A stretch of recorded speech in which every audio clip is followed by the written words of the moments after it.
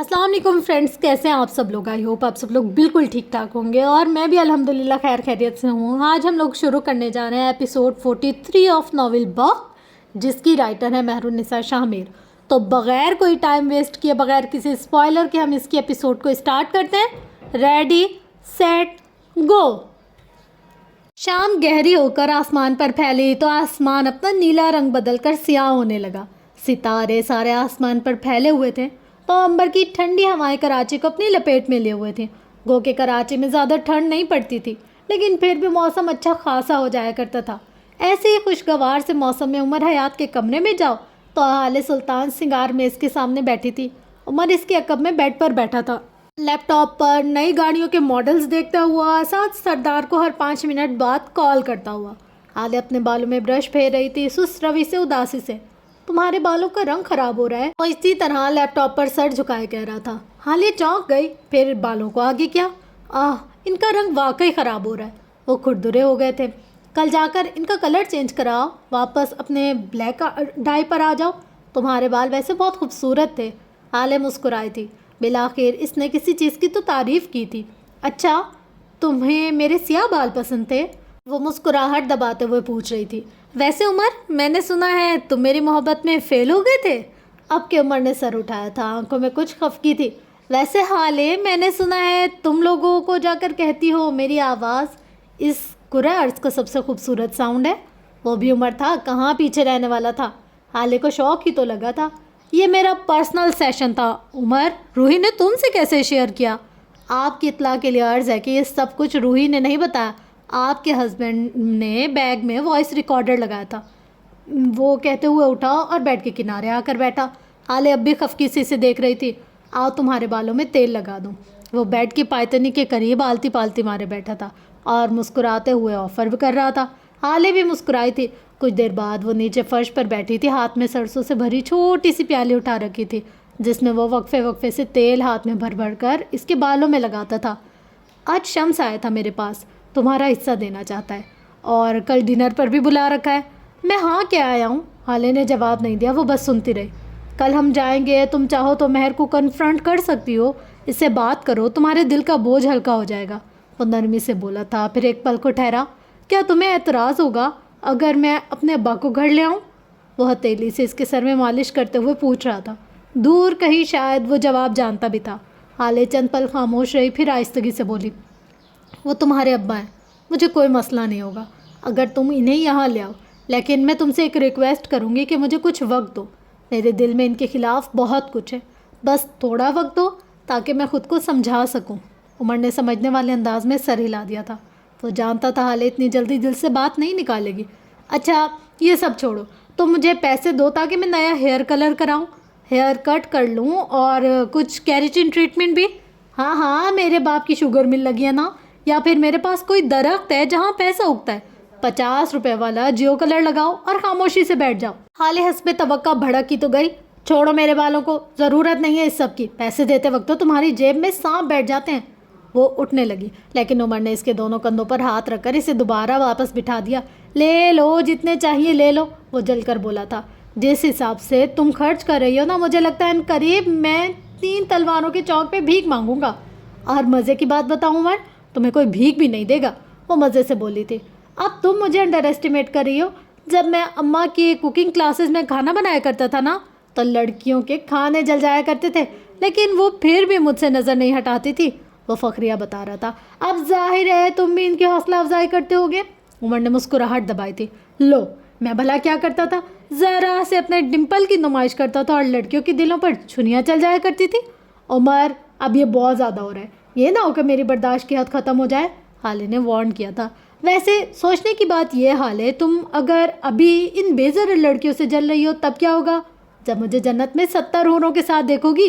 वो अब इसके बालों की चुटियाँ गूंद रहा था। हाले ने अपने बाल छुड़वाए थे। अब वो पलंग की पायतनी पर अपना सर ढलकाए उमर को देख रही थी। जन्नत में जाने वालों की हर ख्वाहिश पूरी होती है ना? हाँ बिल्कुल होती है, उमर ने तायद की थी। फिर मैं जन्नत में जाकर दुआ करूँगी कि अल्लाह साईं तुम्हें जहन्नुम में फेंक दे, ना हूरें होंगी ना जलन। उमर का चेहरा फक हो गया था। हाले मुस्कुराते हुए उठी थी। मैं तो पिछले 5 मिनट से कुछ बोली नहीं। तुम्हारे अलावा किसी लड़की को देखना भी हराम है। وہ گھبرا ہی تو گیا تھا۔ حالے مسکراتے ہوئے اپنے بالوں کو آئینے میں دیکھ رہی تھی۔ دھمکی کام آ گئی تھی۔ اگلی رات وقت 9:30 بجے کے قریب سلطان منزل میں آج بچھی ہوئی کھانے کی میز تو یوں لگتی تھی جیسے کسی محل کا شاہی کھانا ہو۔ کون سا کھانا تھا جو آج وہاں موجود نہیں تھا؟ کون سا مشروم تھا جس کی کمی محسوس ہوتی تھی؟ خوش گپیوں کے درمیان کھانا کھایا جا رہا تھا۔ سربراہی کرسی پر شمس بیٹھے تھے، ان کی دائیں طرف سفیر اور اس کے ساتھ مہرماں، اسی طرف بائیں جانب حالے سلطان تھی اور اس کے ساتھ بیٹھا عمر حیات۔ حالے کے ساتھ والی کرسی پر یوسف سلطان بیٹھے تھے۔ وہ حالے کی موجودگی سے بے تحاشا خوش تھے اور آج انہوں نے اسی لیے سربراہی کرسی چھوڑی، حالے کے ساتھ والی کرسی چن لی تھی۔ حالے سب سے باتیں کر رہی تھی، دادا سے، اپنی اماں سے، فروا سے اور یہاں تک کہ سفیر سے بھی۔ سفیر نے بھی اس سے ہلکی پھلکی بات کی تھی۔ وہ چاہے ماضی میں جیسا بھی رہا ہو، لیکن ایک ماضی وہ بھی تھا جس میں سفیر اس کا بہترین دوست رہا تھا۔ عمر تمہارا خیال تو رکھتا ہے نا؟ یوسف سلطان نے سرگوشی کی تھی۔ حالے مسکرا دی۔ وہ کم از کم اس آدمی سے ناراض نہیں رہ سکتی تھی۔ بہت خیال رکھتا ہے دادا جان، بہت اچھا ہے، تھوڑا پیسے کے معاملے میں کنجوس ہے، باقی سب ٹھیک ہے۔ وہ بھی انہی کی طرح سرگوشی کر رہی تھی۔ یوسف سلطان تو پھولے نہیں سما رہے تھے۔ آج حالے بالکل نارمل تھی، نہ اس نے پچھلی باتیں دہرائی تھی اور نہ اس نے کوئی بات کہی تھی۔ معراج کا شاگرد ہے، کنجوس تو ہوگا نا؟ ویسے ایک بات ہے، لڑکا ہے ہینڈسم۔ دادا کی بات پر حالے نے ان کو گھورا تھا۔ میں کیڑی گھاٹ سے ہاں، میں کون سا کم ہوں؟ وہ اس کی بات پر نم آنکھوں سے ہنس پڑے۔ میرے کو سرائے کی آج کنوں پہلے اتنی میٹھی کی نہیں کہنے لگی۔ مجھے سرائے کی آج سے پہلے اتنی میٹھی کبھی نہیں لگی۔ وہ کہہ رہی تھی، مجھے معاف کرنا حالے، میں مجبور اور کمزور تھا، تمہاری جدائی اب میرے بس کی بات نہیں، تم اب مجھے چھوڑنا مت۔ وہ جیسے التجا کر رہے ہو۔ حالے کے دل کو کسی نے پکڑ کر دبایا تھا۔ اس نے زخمی آنکھوں سے سامنے بیٹھی مہر کو دیکھا جو انہی دونوں کو ہی دیکھ رہی تھی۔ ہم دونوں کو کوئی دور نہیں کر سکتا دادا، اور وہ بلند آواز میں بولی۔ سب کھانا روک کر اسے دیکھے گئے۔ ہم ایک خون ہے، ایک نسل ہے، میں آپ کے بیٹے کا خون ہوں، میں آپ کی اولاد میں سے ہوں۔ ہم میں فاصلے آ سکتے ہیں، بدگمانیاں آ سکتی ہیں، لیکن تیسرا نہیں آ سکتا، ہے نا دادا؟ وہ کہہ تو یوسف سلطان سے رہی تھی، لیکن اس نے آنکھیں مہر کے چہرے پر گاڑ رکھی تھی۔ یوسف سلطان نے اس کا ہاتھ تھام کر چوما تھا۔ حالے ان کے کندھے سے لگ گئی تھی۔ اب بس مہر کی برداشت ختم ہو چکی تھی۔ وہ اٹھ کھڑی ہوئی۔ وہ آنکھوں میں تپش لیے حالے کو دیکھ رہی تھی۔ آ جاؤ حالے، تمہیں اپنی شاپنگ دکھاؤں، تمہیں دیکھنی تھی نا؟ وہ لفظوں پر زور دے رہی تھی۔ مہر بیٹے، اسے کھانا کھا لینے دو، شمس نے ٹوکا تھا، لیکن حالے، میں واقعی دیکھنا چاہتی ہوں، کہتے ہوئے اٹھی تھی۔ عمر نے ایک نظر حالے کو دیکھا۔ حالے نے پلک جھپک کر اسے تسلی دی۔ ان دونوں کا رخ اب مہرماں کے کمرے کی جانب تھا۔ نہ جانے کیا تھا جو اب ہونے جا رہا تھا، وہ اسی لیے اپنے کمرے میں چلی آئی۔ اب وہ دونوں ایک دوسرے کے روبرو تھی۔ بھوری آنکھوں نے سیاہ آنکھوں میں دیکھا تھا۔ چلی جاؤ یہاں سے حالے، پلیز۔ اس کی آنکھوں میں منت تھی، اس کے لہجے میں منت تھی۔ مجھے میرا جواب دے دے، میں چلی جاؤں گی، لیکن آپ جانتی ہیں میرے جانے سے کچھ نہیں ہوگا، میں ہمیشہ یہی رہوں گی، سفیر کے دل میں اور دادا کے دل میں۔ آپ مجھے وہاں سے کیسے نکالیں گی؟ حالے کی آواز میں رنج تھا۔ مجھے بس میرا جواب دیں۔ کیوں؟ آخر آپ نے میرے ساتھ ایسا کیوں کیا اور آپ کیسے کر سکتی ہیں؟ آپ کو تو مجھ سے محبت تھی نا؟ وہ نہیں رونا چاہتی تھی، لیکن آنسو خود بخود اس کی آنکھوں سے پھسل رہے تھے۔ مہرماں نے چند لمحے اس کو دیکھا اور پھر اس کا ہاتھ پکڑے فرش پر بیٹھ گئی۔ میں تم سے آج بھی اتنی محبت کرتی ہوں حالے۔ اس نے اپنا ہاتھ حالے کے چہرے پر رکھا۔ تم میرے لیے آج بھی ضروری ہو، میں آج بھی تمہیں ہرٹ نہیں کرنا چاہتی۔ وہ گیلی آواز میں کہہ رہی تھی۔ ہاں میں مانتی ہوں میری وجہ سے تمہیں بہت کچھ سہنا پڑا، بہت کچھ برداشت کرنا پڑا، لیکن حالے، کیا میں نے بچپن سے یہی سب نہیں سہا؟ کیا میں نے ایک پرفیکٹ لائف گزاری؟ کیا میں تمہاری وجہ سے اگنور نہیں ہوئی؟ کوئی مجھے نہیں دیکھتا تھا کیونکہ آگے تم تھی، لیکن میں نے کبھی شکایت نہیں کی۔ کیا میں نے کی؟ حالے نے سختی سے لب بھینچ لیے۔ وہ رونا نہیں چاہتی تھی۔ میں نے تم سے محبت کا حق ادا کیا، اور آج اگر تمہیں مجھ سے محبت کرنے کا حق ادا کرنا پڑ رہا ہے تو تم پیچھے ہٹ رہی ہو۔ کیا میں وہی نہیں ہوں جس نے تمہیں تب محبت دی جب تمہاری سگی ماں نے تمہیں چھوڑ دیا تھا؟ یوسف سلطان سے پوچھ رہی تھی۔ وہ کیا میں وہی نہیں ہوں جس نے ہر بات میں ہمیشہ تمہارا ساتھ دیا؟ ہاں میں نے بہت کچھ غلط کیا تھا، اب بھی کر رہی ہوں، لیکن تم مجھ سے محبت کرتی ہو حالے۔ کیا میرا تم پر اتنا بھی حق نہیں؟ سفیر کو ڈرگز دینا، دادا کو ویل چیئر پر بٹھا دینا، اسے کیسے جسٹیفائیڈ کریں گی؟ یہ کیسی محبت ہے آپ کی جس نے مجھ سے میرا باپ چھین لیا؟ اس کی آواز میں گہرا کرب تھا۔ یہ کیسی محبت ہے جس نے آپ سے قتل کروا دیا، جس نے مجھے ذلیل کروا دیا، میرا خاندان مجھ سے چھین لیا؟ کیا آپ اسے محبت کہتی ہیں؟ حالے کے لہجے میں حقارت تھی۔ یہی تو محبت ہے، ہر محبت میں آپ کو کچھ نہ کچھ کرنا ہوتا ہے۔ میں نے تمہاری محبت میں بہت کچھ سہا، اب تمہاری باری تھی۔ ابا اور سفیر کے لیے میں نے خود کو بے وقار کر دیا، اب ان کی باری تھی۔ ہر کوئی اپنا اپنا حصہ نبھا رہا ہے۔ حالے تمہیں اگر مجھ سے کبھی محبت رہی ہے تو تمہیں شکایت کا حق نہیں ہے۔ کیا تم نے کبھی مجھ سے محبت کی؟ وہ اس کی آنکھوں میں جھانک رہی تھی۔ حالے نے نم آنکھوں سے نفی میں سر ہلایا۔ مہر کا دل رک سا گیا۔ مجھے آپ سے محبت کرنے کا وقت ملا ہی نہیں۔ آپ ضرورت بنی، خوف بنی، طلب بن گئی، لیکن آج تک مجھے لگتا ہے میں آپ سے محبت نہیں کر سکی، اور اب یہ جاننے کے بعد کہ آپ میرے باپ کی قاتل ہیں، میں آپ سے نفرت بھی نہیں کر پا رہی۔ وہ بے بسی سے بولی تھی۔ آپ میرے لیے کچھ نہیں ہیں، کچھ بھی نہیں۔ مجھے آپ کے لیے کچھ محسوس نہیں ہو رہا۔ میرا دل خالی ہے۔ اگر کوئی آپ کو میرے سامنے مار دے تو مجھے فرق نہیں پڑے گا، لیکن میں آپ کو اپنے ہاتھوں سے مار کر بھی خود پر ظلم نہیں کرنا چاہتی۔ آپ میرے اغوا میں شامل تھے۔ آپ نے سفیر کو تصاویر بھیجی، اور اس کے بعد جو کچھ بھی کیا سب معاف کر دوں گی، لیکن جو آپ نے میرے باپ کے ساتھ کیا ہے میں اس کے لیے آپ کو کبھی معاف نہیں کروں گی۔ حالے میں آپ کی محبت بس لینا جانتی ہے۔ آپ ہرس کی ماری عورت ہیں۔ آپ کو پتہ ہی نہیں کہ محبت بس دینے کا نام ہے۔ آپ کسی کو مفلوج کر کے اسے جھکانا محبت سمجھتی ہیں، اور میں اس مفلوج جسم کو اپنے ہاتھ سے کھڑا کرنے کو محبت سمجھتی ہوں۔ آپ کسی کو ذہنی اذیت دینا محبت سمجھتی ہیں، اور میں اسی انسان کی ذہنی اذیتوں کے سبب کو محبت سمجھتی ہوں۔ آپ کہتی ہیں آپ نے یہ سب سفیر کے لیے کیا۔ اس نے ایک پل کو رک کر مہر کی آنکھوں میں دیکھا۔ آپ جھوٹ کہتی ہیں، یہ سب کبھی بھی سفیر کے لیے نہیں تھا۔ یہ سب ہمیشہ آپ اپنے اور یوسف سلطان کے لیے کر رہی تھی۔ سفیر بس ایک کھلونا تھا جسے آپ نے استعمال کیا۔ حالے اٹھ کھڑی ہوئی، مہرماں اسے دیکھے گئی۔ اب بس مہرماں، اب میں تمہیں مزید اپنے خون کے تعلقات سے کھیلنے نہیں دوں گی۔ اب ابا اور سفیر کے ساتھ مزید گیمز نہیں، اب مزید کسی کا باپ قتل نہیں ہوگا، کیونکہ وہ رکی۔ مہر کو کچھ عجیب لگا۔ اندر آؤ سفیر سلطان۔ یہ الفاظ نہیں تھے، سیسا تھے۔ مہر جل کر راکھ ہو چکی تھی، اور حالے کی آنکھوں میں ویسا انتقام تھا جیسے اس روز شہتاج کے گھر جانے پر وہ اندر آیا تھا۔ یہ سفیر کوئی اور تھا، بے یقین، شاکڈ، آنکھیں پترائی ہوئی، چہرہ شل، جسم ساکت، وہ جیسے اپنے قدموں پر ہی کھڑا نہیں ہو پا رہا تھا۔ حالے نے عمر کے نمبر پر میسج چھوڑا، سب کو لے کر آ جاؤ، جادوگرنی کو جلا وطنی کی سزا سنائی جائے گی۔ وہ اب گردن سیدھی کیے سفیر کو دیکھ رہی تھی۔ سفیر آگے آیا۔ مہرماں کا چہرہ سفید پڑ چکا تھا، وہ ابھی سے مردہ ہو گئی تھی۔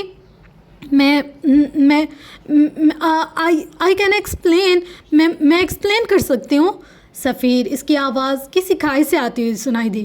یہ سب اس طرح سے نہیں ہے، یہ میں آپ کو بتا رہی ہوں، حالے جھوٹی ہے، میں آپ کو سمجھاتی ہوں۔ اس کے الفاظ بے ربط تھے، زبان پر لکنت طاری ہو گئی تھی۔ سفیر بس اسے دیکھے گیا۔ لوگوں کے قدموں کی چاپ سنائی دینے لگی، کوئی ویل چیئر گھسیٹتا ہوا ادھر آ رہا تھا۔ مہرماں کو آج پتہ چلا سماعتیں کتنا بڑا عذاب ہوتی ہیں۔ How could you do this to me? وہ بے یقینی سے بولا تھا۔ میں نے تمہارا کیا بگاڑا تھا؟ میں نے تو کبھی تمہارا برا نہیں چاہا مہر، میں تو تمہارا دوست تھا نا۔ وہ اتنا حیران تھا کہ حد نہیں۔ مہر کی آنکھوں میں بے بسی اور تیش کے مارے آنسو بھرنے لگے۔ اس نے مدد طلب نظروں سے حالے کو دیکھا تھا، لیکن وہ نظریں پھیر گئی۔ میں نے کبھی تمہیں تکلیف نہیں دی، اور تم اس حد تک گر گئی، تمہیں لگا میں پاگل ہوں، تم نے حالے کے ساتھ اتنا برا کیا۔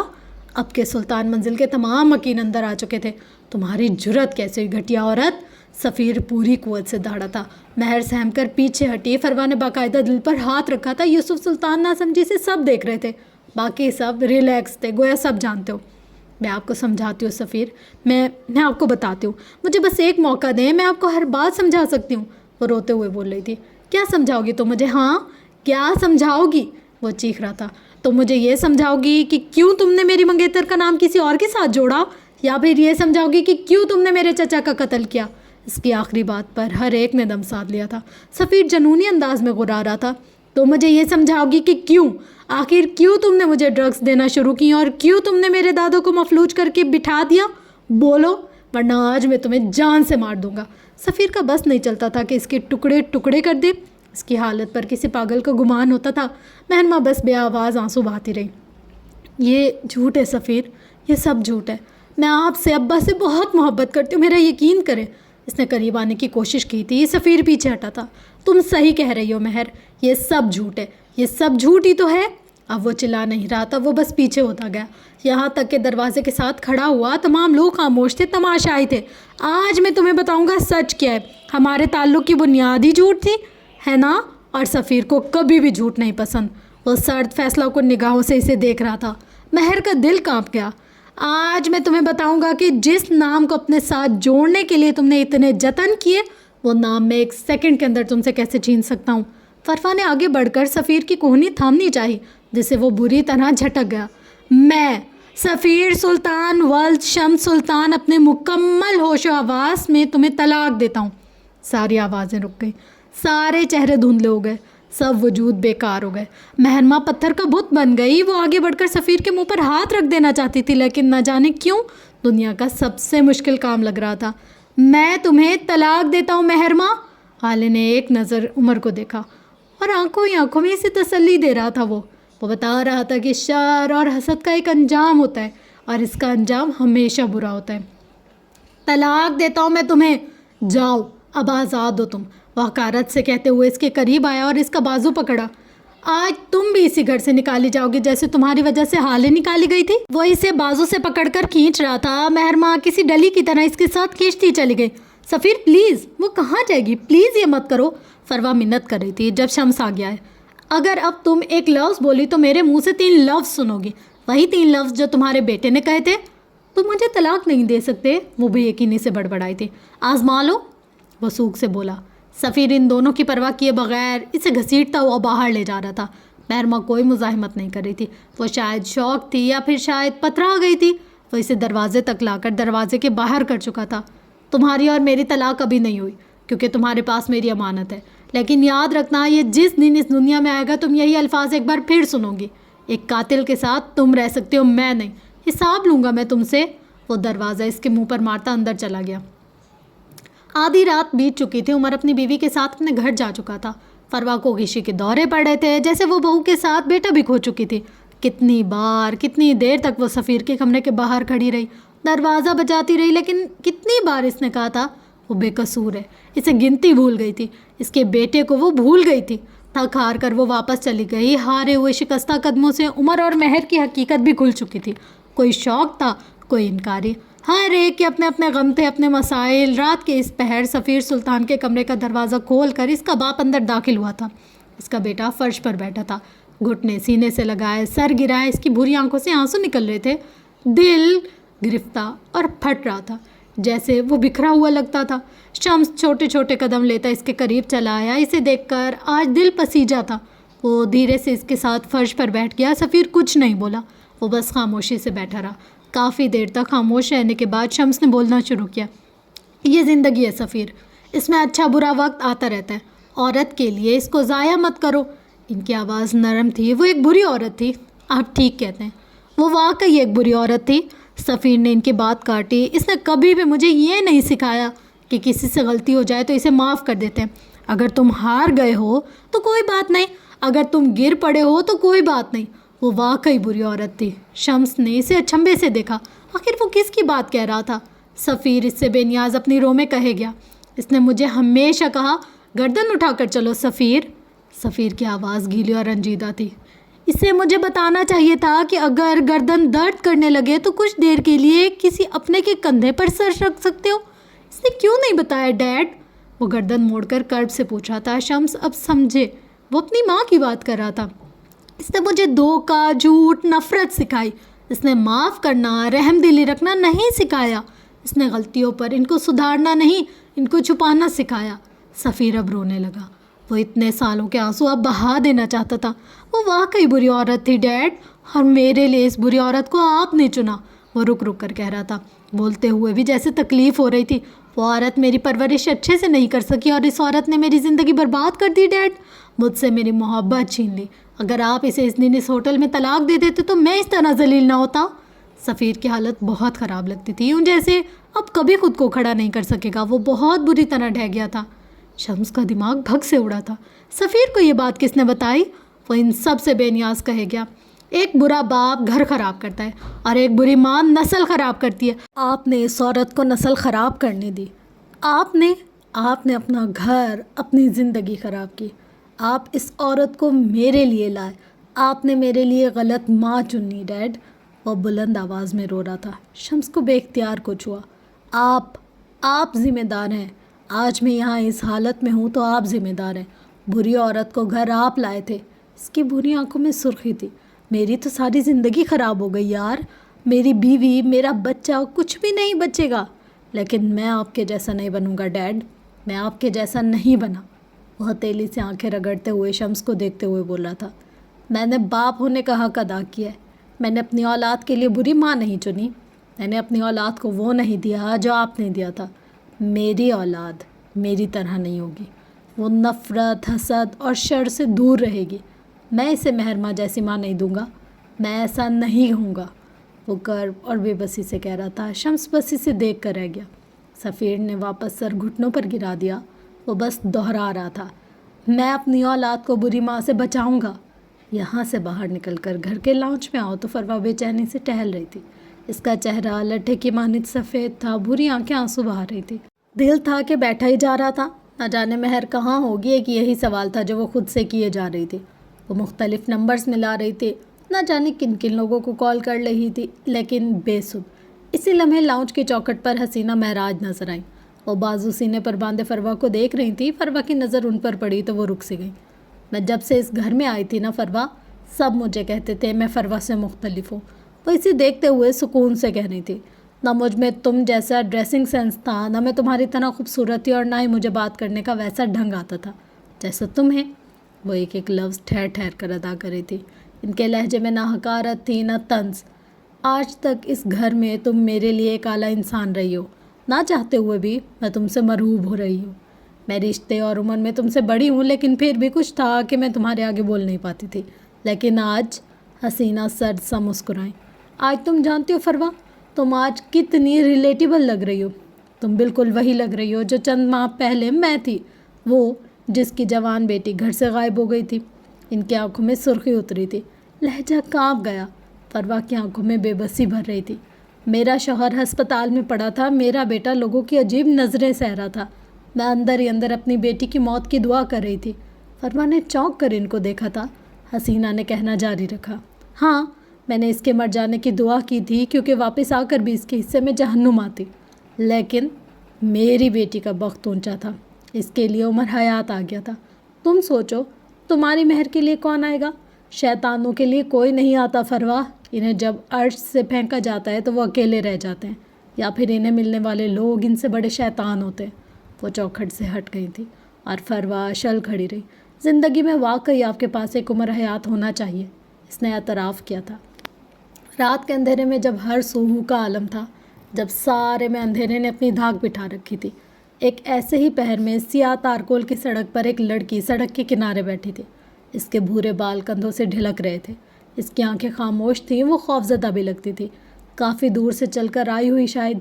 وہ آنکھیں اٹھا کر اپنے آس پاس دیکھتی. کوئی سرد ہوا کا جھونکا، کوئی سرسراتا پتا اسے ہر آہٹ خوفزدہ کر رہی تھی. اسی تاریکی میں نہ جانے کتنے پہر مزید بیٹھے جب اسے اپنی آنکھوں میں چبھتی ہوئی لائٹس نے آنکھوں پر ہاتھ رکھنے پر مجبور کر دیا. کچھ ہی وقت میں اس نے ایک گاڑی کو اپنے قریب رکتے دیکھا. گاڑی میں سے باہر نکلنے والا نوجوان عمر حیات تھا. اس کی آنکھوں میں مہر کو دیکھ کر کوئی تمسکر نہیں اترا تھا. وہ اسے دیکھ کر بس کچھ سوچ رہا تھا. شاید مہر ماں خالی خالی نظروں سے اسے دیکھ رہی تھی. آؤ تمہیں تمہارے ٹھکانے چھوڑاؤں، عمر نے آفر کی تھی. اب تمہارا ایکس ہسبینڈ تمہیں لینے تو آئے گا نہیں. کیا بہتر نہیں ہے کہ تم میرے ساتھ چلو؟ شریف انسانوں میں یقین کرو. عمر نے اپنے دونوں بازو اٹھا لیے تھے. جیسے قسم کھائی ہو. مہر ماں یکٹک اسے دیکھے گئی. تم کہتے ہو تم گدھ ہو، لیکن رات کے اس پہر تم نوچنے کا بجائے بچانے آئے ہو.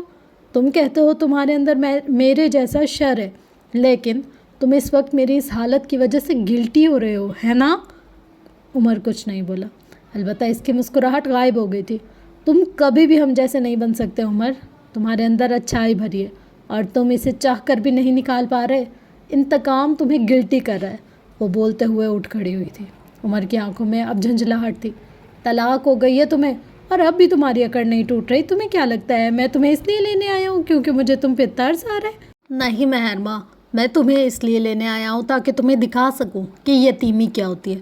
تمہیں معلوم ہو سکے کہ کھانا کھانے کے لیے محنت کرنا کیا ہوتا ہے، اپنے گھر سے در بدر ہونا کیا ہوتا ہے۔ آج تم سب دیکھو گی، کیونکہ میں تمہیں کسی محل میں نہیں، یتیم خانے میں لے کر جا رہا ہوں۔ مہر ماں کی گردن ابھی بھی اٹھی ہوئی تھی۔ وہ کہیں سے بھی کچھ وقت قبل سفیر کی منت کرنے والی مہر ماں نہیں لگ رہی تھی۔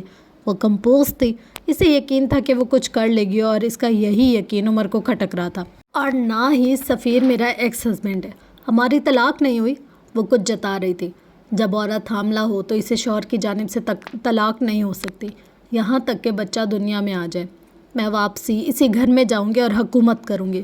مجھے بس 5 منٹ چاہیے تھے، صرف اور صرف 5 منٹ، اور اب میرے پاس پلان ہے۔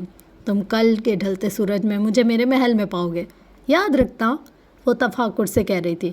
اور اب بہت کچھ تھا جو عمر کو کھٹکا تھا۔ تم کیا کرنے والی ہو؟ عمر ذرا سا مشکوک ہوا تھا۔ مہر مسکرائی تھی۔ میرے پاس ان لوگوں کا وارث ہے، اور یہ وارث ان کی کمزوری ہے۔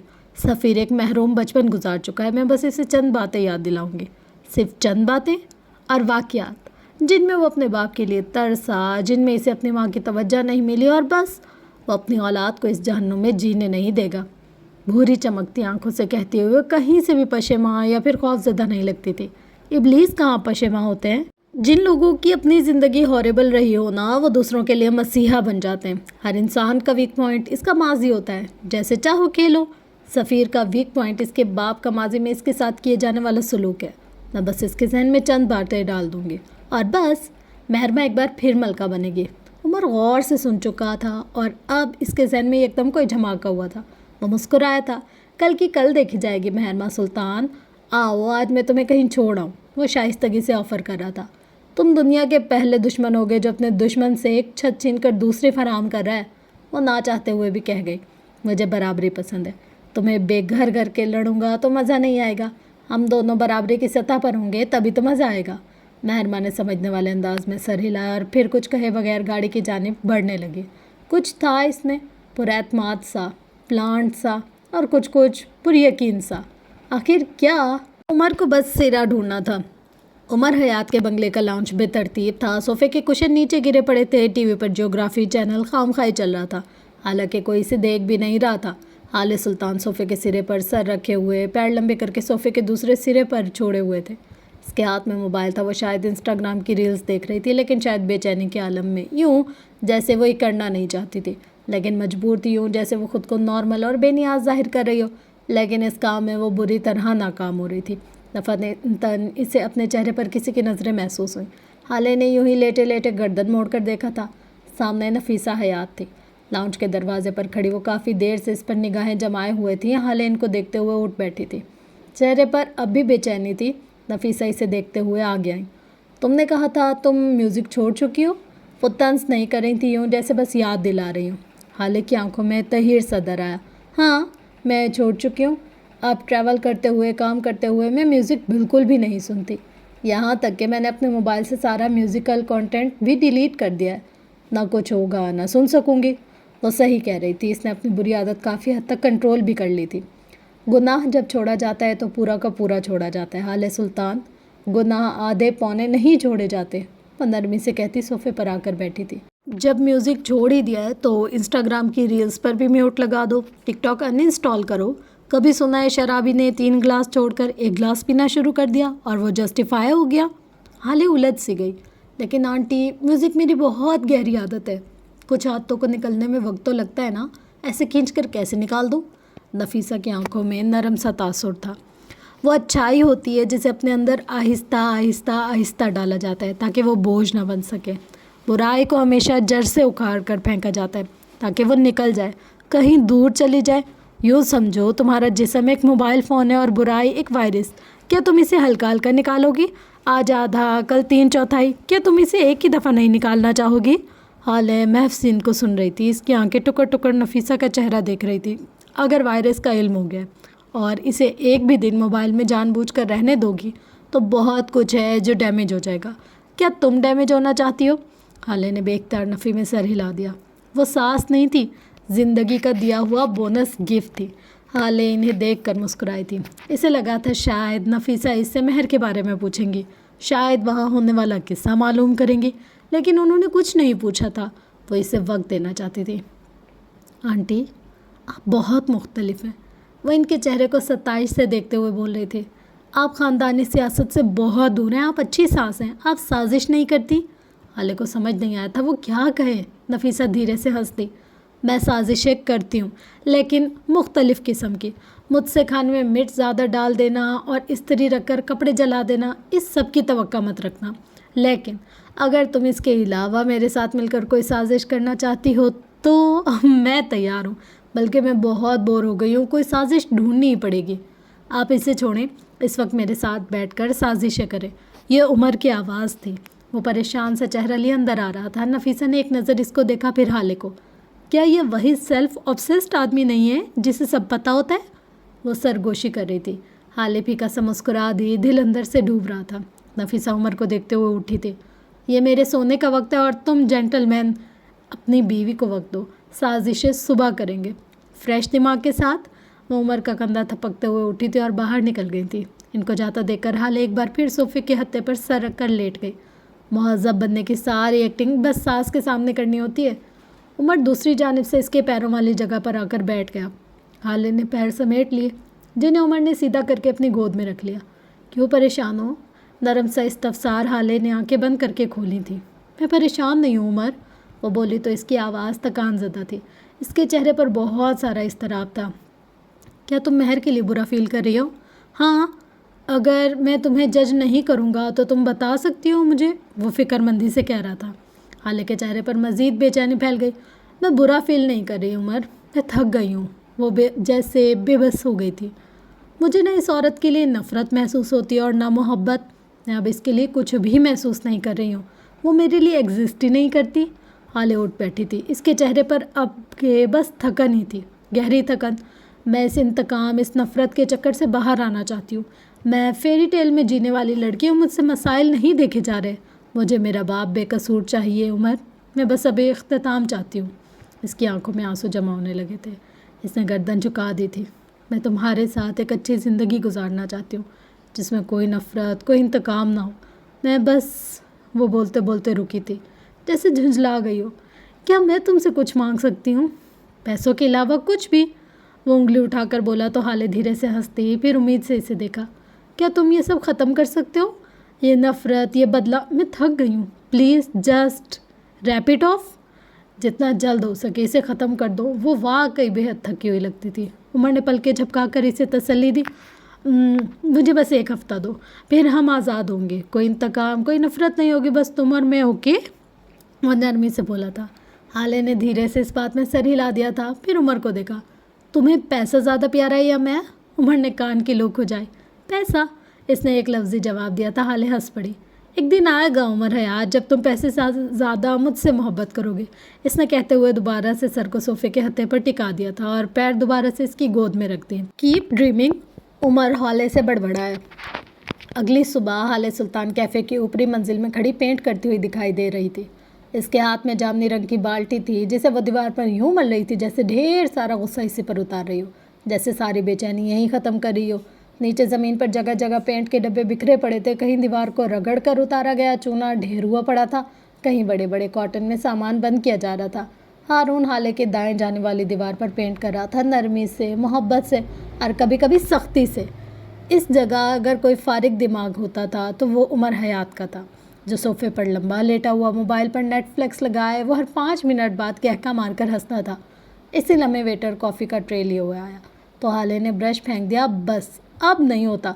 इसने कॉफ़ी का मग लिया और उमर के साथ सोफे पर आकर बैठने लगी। वो इसके पैर हटा रही थी, इसी पल इसका मग छलका था और ज़रा सी कॉफ़ी उमर के पैर पर गिरी। वो ज़ख्मी शेर की मानिंद उठ बैठा। तुम एक काम क्यों नहीं करती? एक ही बार मुझे जला कर आग कर दो। ये कतरा कतरा मौत क्यों दे रही हो? वो मोबाइल सोफे पर रखे बाजू सीने पर बांधे पूछ रहा था। हाले ने जवाब नहीं दिया। वो बस बेजारी से सर ढलकाए सोफे पर लड़क गई। हारून अपनी कॉफ़ी का मग लिए इनके सामने रखे सोफे पर आ बैठा। थक गई हो? उमर हाले से पूछ रहा था। हाले ने अपना बाजू सोफे की पुश्त पर फैला दिया। वो वाकई थकी हुई लगती थी। उमर सीधा हो बैठा और इसकी उंगलियों को अपनी उंगलियों में बाहम फंसाकर पूरी तरह मोड़ा था। हाले को बेहद अच्छा लगने लगा। ये एक थेरेपी होती है। हारून गौर से उमर को देख रहा था। उमर की नज़रें इस पर पड़ी तो हारून ने अपना बाजू आगे फैला दिया। चेहरे पर बला की मासूमियत तारीख की है। वो गोया कह रहा हो, प्लीज़ मेरा भी बाजू दबा दो। गर्दन के बारे में क्या ख्याल है? उमर हल्की आवाज़ में बोला तो हारून सख्त बदमज़ा हुआ था। क्या था जो हाथ दबा देता? तुम एक काम करो हाले, उमर फ़ौरन से जोश से कहने लगा। तुम ये सब काम छोड़ो, तुम शॉपिंग करने चली जाओ, पूरा दिन अपने साथ गुजारो, अच्छा खाना खाओ, तुम बहुत अच्छा फील करोगी। मैं अपने पैसे बर्बाद नहीं कर सकती, सॉरी। मेरे पैसे ले लो। अब क्या हाले झटके से आंखें खोल कर बैठी थी। बेयकीनी से उमर को देखा। हाँ करो, मैं रोने लगूंगी। उमर धीरे से हंस दिया था। पास बैठे हारून ने लाहौल पड़ा था। सही कह रहा हूँ, मेरे कार्ड इस्तेमाल कर लो, इसने खुले दिल से ऑफ़र की थी। ठीक है, फिर तुम भी साथ चलो, हम अच्छा खाना खाएंगे। हाले तैयार हो गई थी। उमर इसे देख कर रह गया। तुम्हें खाने से इतनी मोहब्बत क्यों है? खाना हमें मरने से बचाता है Umar. Okay okay, no arguments, लेकिन मैं साथ नहीं जाऊंगा। पैसों की हामी भरकर ही मुझे हार्ट अटैक आ चुका है। अब अगर मेरे सामने खर्च करोगी तो वहीं तड़प तड़प कर मर जाऊंगा। मैं तुम्हारे सोए पर आधे कराची को बिरयानी खिलाऊंगा, हारून ने इतला दी थी। हाले इन दोनों को छोड़कर उठी थी। उमर ने एक नज़र हारून को देखा, फिर वेटर को आवाज़ देकर बुलाया। तुम जैसे हासिदों की वजह से अपना सदका देता रहता हूँ। मेरे मरने से दुनिया का आधा हुस्न मर जाएगा। तुम जैसे बिल्लों को क्या फ़र्क पड़ेगा? इसने कहते हुए अपने जेब से चंद नोट निकालकर वेटर को थमा दिए। ये किसी गरीब को दे आओ। वो तो शुक्र है कि मेरी अम्मा सुबह सुबह मुझ पर आयतल कुर्सी पढ़कर दम करती हैं, वरना तुम जैसे लोगों के शर से मुझे कौन बचाता? हारून जल भुन गया था। जब्त करने के चक्कर में वो सुर्ख हो रहा था। वेटर मुस्कुराते हुए चला गया। हारून अभी से खूंखार नज़रों से देख रहा था। काश वो इसका गला दबा सकता, काश। सुल्तान मंजिल की ऊंची शानदार इमारत अपनी पूरी शान, अपने तमाम तर जलाल के साथ खड़ी थी। इस इमारत से कई लोग आ गए थे, कई आगे आए थे। ये इमारत कई राज सीने में दफन किए हुए थे। ये इतनी ऊंची थी कि इसे देखने के लिए तुम्हें गर्दन ऊंची करनी पड़ेगी। जैसे अभी कोई लड़की अपनी गर्दन ऊंची किए खड़ी थी। इसकी आंखें खाली थी। इसकी गर्दन में सरिया सा फिट था, यूं जैसे कभी भी इसे कोई भी शिकस्त दे ही नहीं सकता। इसकी आंखें भूरी थी, सूजे हुए पेपोटों वाली भूरी आंखें। वो आगे बढ़ाई थी। गार्ड ने अदब से इसके लिए दरवाज़ा खोला तो वो ऐसे चल रही थी जैसे ये सब इसका हो, ये सारी जगह, ये महल इसकी मलकियत हो। लॉन में बैठे हसन और हसीना बेगम ने इसे देखा था। कुछ था जो हसन को ठटका था। महर की आंखों में उदासी नहीं थी, वो हारी हुई भी नहीं थी, लेकिन इसकी आंखों में ठंडक थी, जैसे वो सोच कर आई हो कि इसे क्या करना है। वो बर्फ़ की मलका लग रही थी, ठंडी पुरसुकून। यूसुफ सुल्तान के कमरे के दरवाजे पर पहुंचकर वो मुस्कुराई थी, नम आंखों से। ये दूरी वो एक रात भी बर्दाश्त नहीं कर सकी थी। इसने दरवाज़ा धकेला तो सामने का मंजर वाज़े हुआ। वो बूढ़ा नहीफ वजूद बैकग्राउंड से टेक लगा कर बैठा था। इनके हाथ में मोबाइल था जिससे हाले सुल्तान की आवाज़ उभर रही थी। महर के दिल को घूंसा सा लगा था। वो कितना अरसा इसे दूर रख रही थी। वो एक ही रात, सिर्फ एक रात में वो वापस अपनी जगह पर आ चुकी थी। कैसा बख्त था इसका। क्यों थी वो महर से इतनी ऊंची? शायद इसलिए कि इसने अपना वक़ार रखा था। सर पर वक़ार रख कर चलोगे तो हर जगह नुमाया और ऊंचे नजर आओगे। खुदारा कोई ये बात इस भूरी आंखों वाली लड़की को समझा दे। वो ज़ख्मी आंखें लिए यूसुफ सुल्तान को तक रही थी। आहट पर यूसुफ सुल्तान ने चेहरा मोड़कर देखा था। वो इनके सामने खड़ी थी, आंखों में यासियत लिए इन्हें देखती हुई। वो बचपन से इन्हीं महरूम नज़रों से इन्हें देखते रहने की आदत थी। यूसुफ सुल्तान ने मोबाइल की स्क्रीन हाथ मारकर बुझा दी। बाजू सीने पर बांधे हुए वो इसे ही देखे गए। महरमा छोटे छोटे कदम लेती इनके करीब चली आई और उनके करीब बेड पर बैठ गई। इसकी नज़रें बेकरार थीं। काफ़ी देर तक इनको इसी तरह देखते रहने के बाद इसने आहिस्तगी से इनका हाथ थामा था, फिर ज़रा सा ऊंचा करके लबों से लगाया। महरमा का सबसे कीमती ताल्लुक आप हैं अब्बा, इसने धीरे से सरगोशी की थी। यूसुफ सुल्तान कुछ नहीं बोले। मैंने जो कुछ भी किया आपके लिए किया। सफ़ीर और बाकी लोग कभी भी मेरे लिए कुछ नहीं थे। अगर आप, सिर्फ आप मेरे साथ रहने के लिए राज़ी हो जाएं तो मैं सारी दुनिया छोड़ सकती हूँ अब्बा। वो आहिस्तगी से अपनी बात का बावर करवा रही थी। मैं हाले से, उमर से, सफ़ीर से, इन सब से दूर हो जाऊँगी। सिर्फ आप चाहिए मुझे। आप महरमा के लिए सबसे कीमती हैं। मैं आपके बगैर रहने का सोचूं तो दिल बंद होता है। इसकी भूरी आंखों से चंद आंसू टूट कर गिरे थे। इसने आंखों में उम्मीद लिए इनको देखा। मैं एक अरसे से आपके साथ रह रही हूँ, मैंने आपकी खिदमत की, आपसे मोहब्बत की अब्बा। वो वक्त जब आपके साथ कोई नहीं था तब मैं थी। क्या आपको मेरे लिए कुछ महसूस नहीं होता? क्या मेरी कोई औकात नहीं है? मैं आपके लिए क्या हूँ अब्बा, मुझे बताएं मैं आपके लिए क्या हूँ? वो इनकी आंखों में देखती हुई गिली आंखों से ही पूछ रही थी।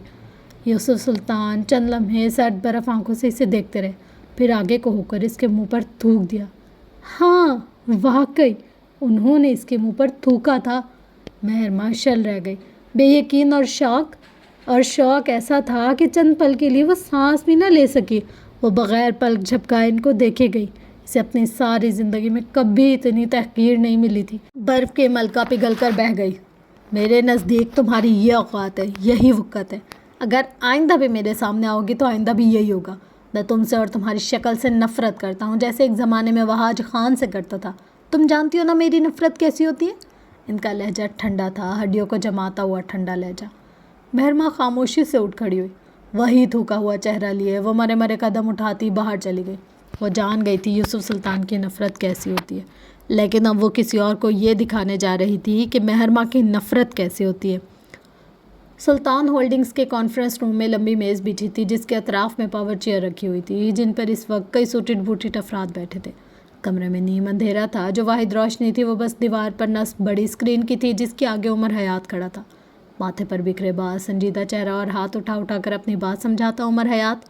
کمرے میں موجود افراد، ان کا دھیان اس وقت بس عمر حیات پہ تھا، وہ جو ایک لمبی چوڑی پریزنٹیشن دے رہا تھا۔ تھوڑی تھوڑی دیر بعد وہ اسکرین کے بیچ و بیچ آ کر کھڑا ہو جاتا اور اسکرین پر لکھے الفاظ اس کے سینے اور چہرے پر لکھے نظر آتے تھے۔ نیلی روشنی میں کھڑا اپنی بات سمجھاتا وہ واقعی الفا لگ رہا تھا۔ کچھ لوگ ہوتے ہیں جو پیدائشی طور پر قیادتانہ مزاج لاتے ہیں۔ یہ مرد ان لوگوں میں سے ایک تھا۔ وہ اپنی بات ختم کر چکا تھا۔ مزید چند باتوں اور الوداعی کلمات کے بعد مجمع جھٹ گیا۔ لوگ ایک ایک کر کے نکلنے لگے تھے۔ ان کے چہرے بتاتے تھے کہ وہ یہاں سے خوش ہو کر گئے ہیں۔ کمرہ خالی ہو گیا تو عمر آگے بڑھ کر دیوار پر لگے سوئچ بورڈ پر ہاتھ مار کر روشنی پھیل رہی تھی۔ اسی روشنی میں سربراہی کرسی پر بیٹھے شمس نظر آیا۔ وہ مضطرب سا تھا اور کچھ غائب دماغ بھی۔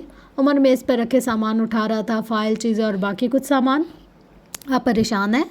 وہ سامان سمیٹے ہوئے بغیر سر اٹھائے بول رہا تھا۔ شمس چند لمحے عجیب سی نظروں سے اسے دیکھ رہے تھے۔ تم نگین کے بیٹے ہو؟ وہ جیسے حسرت سے پوچھ رہے تھے۔ عمر کے ہاتھ ایک لمحے کو رک گئے۔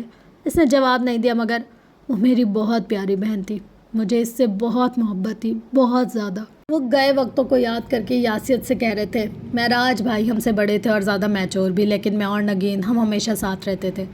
وہ مجھ سے بالکل ویسی محبت کرتی تھی جیسے کوئی ماں اپنے بچے سے۔ شمس کی آنکھوں میں اب کی ہلکی سی نمی چمکی۔ عمر خاموشی سے انہیں سنتا رہا۔ میں اسے بہت مس کرتا رہا ہوں عمر، کل رات سے مجھے لگتا ہے جیسے میں اسے کبھی بھولا ہی نہیں تھا۔ اس نے میری ضد میں آ کر ریاض سے رشتہ تو توڑ دیا، وہ میری ضد میں تمہارے باپ سے ملی تھی۔ کیا تمہارا باپ زندہ ہے؟ شمس جیسے یاد آنے پر پوچھ رہا تھا۔ جی وہ زندہ ہے، یہیں کراچی میں رہتے ہیں، عمر کہتے ہوئے کرسی پر بیٹھ گیا۔ کیا وہ تمہارے ساتھ اچھا ہے؟ تم اتنے سال کہاں رہے ہو؟ کیا تم ٹھیک تھے؟ تمہارا بچپن کیسا تھا؟ شمس پہ در پہ سوال کیے گئے۔ آج ان کی آنکھوں میں نرمی تھی، وہ نرمی جو اپنے بیٹے کے لیے بھی نہیں آتی تھی۔ عمر کو کوفت ہوئی تھی۔ اس نے ایک عرصہ بغیر رشتہ داروں کے گزارا تھا اور اب اچانک ہی اس کے پاس رشتے بھرنے لگے تھے۔ وہ باری باری شمس کے سارے سوالوں کے جواب دیتا گیا، اپنی مرضی اور اپنی مرضی کے حساب سے جو چاہا چھپا لیا، جو چاہا بتا دیا۔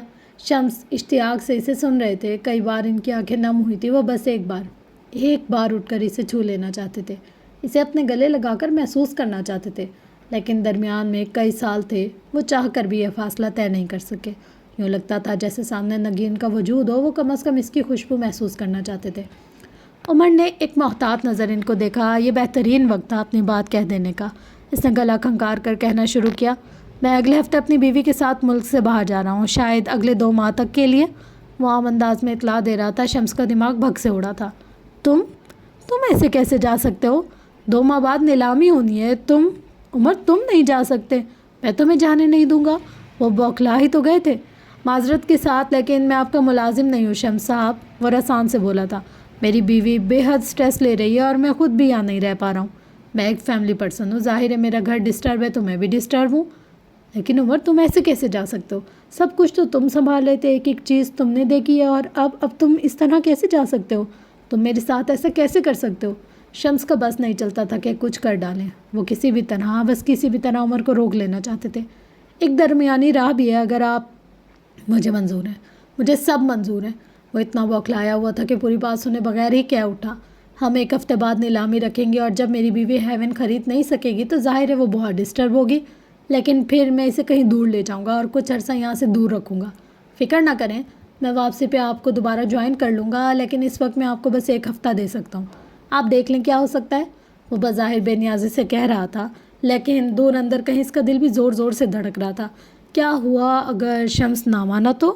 ٹھیک ہے میں کر لوں گا، شمس جیسے سب کچھ طے کر گیا تھا، اب یہ نیلامی 1 ہفتے بعد ہی ہوگی اور تمہارے ساتھ ہوگی، میں اب تمہارے بغیر کچھ بھی نہیں کروں گا، شمس استحقاق سے کہہ رہا تھا۔ عمر بس مسکرا دیا۔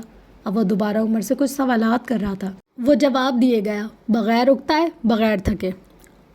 فروہ سلطان کے کمرے کا دروازہ ہلکی سی آواز کے ساتھ کھلا تھا۔ مہرماں عجیب سا چہرہ لیے اندر آئی تھی۔ فروہ جو کہ بیڈ پر بیٹھی تھی وہ دیوانہ وارث کی طرف لپکی تھی۔ مہرماں کا چہرہ ہاتھوں میں بھرے وہ بس اس سے مختلف سوال کیے گئی۔ کتنا سکون تھا جو اسے دیکھ کر ملا کرتا تھا۔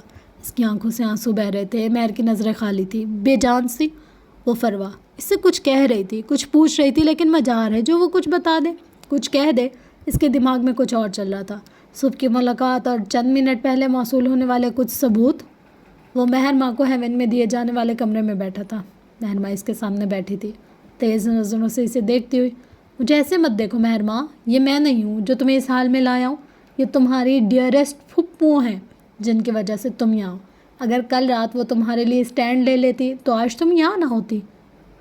آپ ابھی کے ابھی سفیر کو بلوائیں اور ان سے کہیں کہ میں ان کے ساتھ ان کے گھر میں رہوں گی، مہرماں عجیب سے روبوٹک انداز میں کہہ رہی تھی۔ فروہ رک سی گئی، اس کی آنکھوں میں تحیر تھا اور کچھ بے بسی بھی۔ عمر حیات کے ساتھ اس کی ماں بیٹھی تھی۔ لان کے صوفے میں سے ایک پہ بیٹھے وہ دونوں کل رات کا واقعہ ڈسکس کر رہے تھے۔ نفیسہ پرسوچ نظروں سے عمر کو دیکھ رہی تھی۔ تم نے آگے کا کیا سوچا ہے؟ سوچنا کیا ہے اماں، بس کچھ وقت تک ہیون میں پڑی رہے گی، اس کے بعد دیکھیں گے کہ کیا کرنا ہے۔ میں چاہتا ہوں اسے معلوم ہو کہ بے بسی کیا ہے۔ نفیسہ اسے دیکھ کر رہ گئی۔ تم اتنے بے وقوف تو کبھی بھی نہیں تھے عمر، تم اسے وقت دو گے تاکہ کم بیک کر سکے۔ وہ مہرماں ہے، کیا تم اسے جانتے نہیں؟ اگر وہ کل رات کمپوزڈ رہ سکتے ہیں تو آج رات تک حل بھی نکال سکتی ہیں۔ بھولو مت وہ تمہاری جیسی ہے۔ نفیسہ کی بات پر ایک لمحے کو عمر ٹھہر سا گیا۔ دیکھو بچے، اس وقت وہ غصے میں ہوگا، میں آرام سے ٹھہر کر اس سے بات کروں گی، تم تب تک میرے ایک فلیٹ میں رہو گی۔ آؤ میں تمہیں لے چلتی ہوں۔ آئی ایم سو سوری مہر، میں رات تمہارے لیے نہیں آ سکی، لیکن اب بس میں تمہیں پروٹیکٹ کروں گی، تم فکر مت کرو مہر۔ وہ اس کے کندھے پر اپنے ہاتھ رکھے تیز تیز بول رہی تھی۔ مہرماں کو بس اس کے لب ہلتے ہوئے معلوم ہو رہے تھے، ذہن کہیں اور طور سماتے کسی اور کو سن رہی تھی۔ کمرے میں واحد روشنی وہی تھی جو کھڑکی سے آتے ہوئے عمر کے چہرے پر پڑ رہی تھی۔ مہر اندھیرے میں تھی۔ عمر کہہ رہا تھا، تمہاری پھپھو تمہاری زندگی کا سب سے بڑا عذاب ہے۔ یوسف صاحب تم سے انہی کی وجہ سے نفرت کرتے تھے، سفیر کی بے رخی اور ریجیکشن تم نے انہی کی وجہ سے سہی۔ اگر وہ تمہیں مینوپولیٹ نہ کرتی تو تم کبھی بھی ایسے نہیں بنتی مہر۔ وہ بولتے ہوئے اٹھ کھڑا ہوا۔ اب کہ روشنی اس کی پیٹھ پر پڑ رہی تھی۔ اس عورت نے ساری زندگی تمہیں اپنے طریقے سے چلانا چاہا، تم سے وہ سب کروایا جو وہ چاہتی تھی۔ کیا کبھی اس نے تم پر کوئی اختیار دیا؟ کیا کبھی اس نے تمہیں اپنے لیے کوئی فیصلہ لینے دیا؟ مہر یکٹو کسے دیکھ رہی تھی، اسے لگا وہ سانس نہیں لے سکے گی۔ تم آج حاسد ہو، شر پسند ہو، صرف فروہ سلطان کی وجہ سے۔ اس نے صرف اور صرف اس نے تمہیں ایسا بنایا، لیکن تم تو آج بھی نہیں سمجھ سکے۔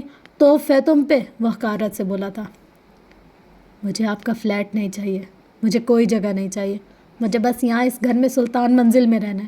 آپ کو ایک بات سمجھ کیوں نہیں آتی؟ مہرماں گھرا رہی تھی۔ فروہ 2 قدم پیچھے ہٹی۔ مجھے ابا چاہیے، سفیر چاہیے، میں عمر سے ہار نہیں سکتی۔ آپ کو مجھے یہاں رکھنا ہوگا ورنہ آپ ابھی مجھے جانتی نہیں ہیں۔ مہر کی آواز ہلکی اور لہجہ سخت تھا۔ فروہ کی آنکھوں سے بے بسی کے آنسو بہنے لگے۔ میں تمہیں یہاں نہیں رکھ سکتی مہر، تم میری مجبوری سمجھو۔ شمس مجھے طلاق دے دے گا، وہ اپنی بات پر زور دے رہی تھی۔ مہرماں نفی میں سر ہلاتے ہوئے پیچھے کونے لگی۔ آپ کیا چاہتی ہیں ماں، میں کیا کروں؟ مجھے واقعی کچھ سمجھ نہیں آ رہا۔ عمر صوفے پر آگے کو ہو بیٹھا تھا۔ نفیسہ پر اسرار سا مسکرائیں۔ دشمن کو اسی کے ہی طریقے سے مارتے ہیں عمر حیات، وہ تمہارے حربے پہچان لے گی، اپنا وار نہیں سمجھ پائے گی۔ اسے لوگوں کے دماغ میں باتیں ڈالنے کا شوق ہے نا، تم بھی وہی کرو۔ عمر نے ناک سے مکھی اڑائی تھی۔ وہ جینیس ہے اماں، فوراً سے پہلے سمجھ جائے گی میں اسے ٹریپ کر رہا ہوں، اس کی شر اور حسد سے میرا مقابلہ نہیں۔ تمہیں کیا لگتا ہے عمر، جینیس لوگوں کے پاس دماغ نہیں ہوتا؟ نفیسہ آنکھوں میں چمک لیے کہہ رہی تھی، جس طرح ایک جینیس انسان کا دماغ عطاب ہے، اسی طرح عذاب بھی۔ اس وقت مہرماں کے پاس کئی سوچیں ہیں، اس کا دماغ الجھا ہوا ہے، تم مزید الجھا دو اور بس ہو گیا تمہارا کام۔ وہ چٹکیوں میں حل نکال چکی تھی اور اب عمر سوچ میں پڑ گیا تھا۔ آپ مجھے اس گھر میں لائیں گی، ہاں یا نہ؟ وہ حلق کے بل چیخ رہی تھی۔ میں آپ سے کوئی دلاسا یا تسلی نہیں چاہتی، میں بس ہاں یا نہ میں جواب چاہتی ہوں فروہ سلطان۔ وہ جنونی لگ رہی تھی، یوں جیسے اس کے بس میں ہو تو وہ فروا کا گلا ہی دبا دے۔ سرخ آنکھوں کے ساتھ گھراتی ہوئی وہ تمہیں خوف زدہ کر سکتی تھی۔ میری بات سمجھنے کی کوشش کرو مہر، پلیز، میں تمہیں یہاں نہیں لا سکتی، فروا بے بسی سے بولی تھی۔ مہر تلخی سے ہنسی تھی، اس کی آنکھیں اس وقت غیر انسانی تھی۔ اس نے فروا کے سینے پر دونوں ہاتھ رکھ کے دھکا دیا تھا تو سر کے بل بیڈ پر جا گرے۔ حیرت تھی کہ شوق وہ اٹھ ہی نہ سکی۔ مہرما اسی طرح غیر انسانی اور سرخ ہوتی آنکھوں کے ساتھ بیڈ کی دوسری طرف سے چڑھ آئی۔ فروا بے حس و حرکت بیڈ پر پڑی تھی اور مہرما اس کے سر پر کھڑی تھی۔ اس کی آنکھیں کسی بھی قسم کے رحم سے خالی تھیں، جیسے وہ گدھ بن چکی ہو۔ آپ کی وجہ سے سفیر ساری زندگی مجھ سے دور رہا، اس نے ساری زندگی مجھے دیکھا تک نہیں، وہ عجیب سے مشینی انداز میں کہہ رہی تھی۔ فروا کی آنکھوں کی پتلیاں ساکت ہو گئی۔ مہرما کے ہاتھ اب اس کی گردن پر تھے، بالکل ویسے ہی جیسے کسی دور میں مہراج سلطان کی گردن پر۔ آپ کی وجہ سے ابا مجھ سے نفرت کرتے، آپ کی وجہ سے، آپ سب کچھ کی وجہ ہے، آپ سب چیزوں کی وجہ ہے۔ وہ چیخ رہی تھی، بری طرح حلق پھاڑ پھاڑ کر چیخ رہی تھی، ساتھ ساتھ ہاتھوں کا دباؤ گردن پر بڑھا رہی تھی۔ میں نے سب سہا، سب کچھ خاموشی سے سہا، ہر ایک سے ساری زندگی ذلیل ہوتی رہی، سفیر، ابا، حالے اور باقی سب بھی۔ آپ کبھی بھی میرے ساتھ کھڑی نہیں ہوئی تھی، آپ نے کبھی بھی مجھے سپورٹ نہیں کیا، آپ نے میرے اندر بدلہ ڈالا، حسد ڈالا۔ اس کی آواز دھیمی ہو رہی تھی، سرد، برف جیسی، چھری کی دھار کی طرح چبھتی ہوئی۔ فروا کی آنکھیں ابل رہی تھیں، وہ ہاتھ پیر نہیں چلا رہی تھی، نہ جانے کیوں، وہ بس اب تک شوق تھی، بری طرح شوق۔ کھانستے ہوئے وہ اٹھنے سے قاصر تھی۔ فروا کے آگے اس کی ساری زندگی کسی فلم کی مانند چل رہی تھی۔ میں نے آپ پہ بھروسہ کیا ممی، وہ بے بسی سے بولی، میں نے ہمیشہ آپ پہ بھروسہ کیا، لیکن آپ کبھی بھی میرے ساتھ نہیں تھی، آپ مجھ سے کبھی بھی محبت نہیں کر سکی، آپ بس مجھ سے محبت کرتی تھی، صرف خود سے۔ فروا اب زور زور سے ہاتھ مار رہی تھی، اس کی آنکھوں سے آنسو نکل رہے تھے، چہرہ سفید پڑا تھا، آنکھیں جیسے ابھی ابل کر باہر گر پڑیں گی، لیکن اس میں اتنی سکت نہیں تھی کہ وہ اٹھ پاتی، یا پھر اس سے یہ سکت چھین لی گئی تھی۔ اس کی سانسوں کی ڈور ٹوٹ رہی تھی، گلے سے کھر کی آوازیں بھی نکل رہی تھیں۔ میں کل رات سڑکوں پر پھرتی رہی، لیکن آپ میرے لیے نہیں آئی، میں گلی گلی ننگے پیروں کی خاک چھانتی رہی، لیکن آپ نہیں آئی، آپ اب بھی نہیں آتی، لیکن اب دیکھیں، اب میں آ گئی ہوں، وہ چبا چبا کر بول رہی تھی۔ اب میں آپ کو آزاد کرا دوں گی، آپ مجبور ہیں نا، اب آپ ہر مجبوری سے آزاد ہوں گی، اس نے کہتے ساتھ پاس پڑا کوشن اٹھا کر فروا کے چہرے پر رکھ دیا۔ سارا چہرہ ڈھک گیا۔ مہرما شیطانی آنکھیں لیے جنونی انداز لیے اس کے اوپر بیٹھی، اس کا سانس قید کر رہی تھی۔ آپ ختم ہو جائیں گی، آپ نے جس طرح مجھے ختم کیا، آج آپ اسی طرح ختم ہوگی، وہ گھرا رہی تھی، ساتھ بے بسی سے چیخ بھی رہی تھی۔ آپ نے مجھ سے میرا بچپن چھینا، مجھے چھیننا اور مانگنا سکھایا۔ میں مہرما، میں بھی ہارون شاہد جیسی بن سکتی تھی اگر آپ مجھے وقت دیتی، اگر آپ مجھ پر کام کرتی، وہ درد سے پھٹی ہوئی آواز میں چلائی تھی۔ میری جوانی آپ نے غلام بنا دی، میرے دل کو اسیر بنا دیا، آپ کو کوئی حق نہیں تھا یہ کرنے کا، کسی کو کوئی حق نہیں تھا مہرما پہ، بس مہرما کا حق تھا۔ وہ دھاڑی تھی اور اس کی اسی دھاڑ کے ساتھ فروا کا حرکت کرتا جسم ساکن ہو گیا، ہر حرکت دم توڑ گئی، ہر شے ساکن ہو گئی۔ مہرما نے اپنے ہاتھ روک لیے، آڑا ترچا پڑا کشن گر گیا تو فروا کا چہرہ نمایاں ہوا، لٹھے کے مانند سفید اور مردہ، اس کے چہرے پر کچھ نہیں تھا سوائے موت کے۔ اس کی آنکھیں چھت سے جا لگی تھی اور وہ آنکھیں اب تک بے یقین اور شوق تھیں۔ سانسوں کی ڈور ٹوٹ چکی تھی، ہر حرکت، ہر آواز تھم چکی تھی، خاموشی، ایک لمبی خاموشی اور شوق تھا۔ سانسوں کی ڈور ٹوٹ چکی اور ہر آواز بھی ختم ہو گئی تھی، ایک لمبی خاموشی ہر سو پھیل گئی۔ کچھ وقت قبل جو عورت پورے قد کے ساتھ کھڑی تھی، کچھ وقت قبل جو مزاحمت کر رہی تھی، جو بول رہی تھی، وہ اب نہیں تھی۔ یہی ہے انسان کے اوقات۔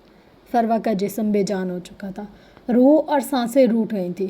اب اس کا معاملہ اللہ کے ساتھ تھا، اور جب معاملے اللہ تک پہنچ جائیں تو تمہیں چاہیے کہ خوف کھاؤ۔ نو مرزا کے اپارٹمنٹ پر اس وقت 4 لوگ موجود تھے، یاقوت، نرمین، نو اور ایک وکیل جس کے ہاتھ میں چند کاغذات تھے۔ ٹی وی لاؤنج میں رکھے صوفے میں سے ایک پر یاقوت اور نرمین ساتھ بیٹھے تھے اور دوسری پہ نو اور ایک ادھیڑ عمر وکیل۔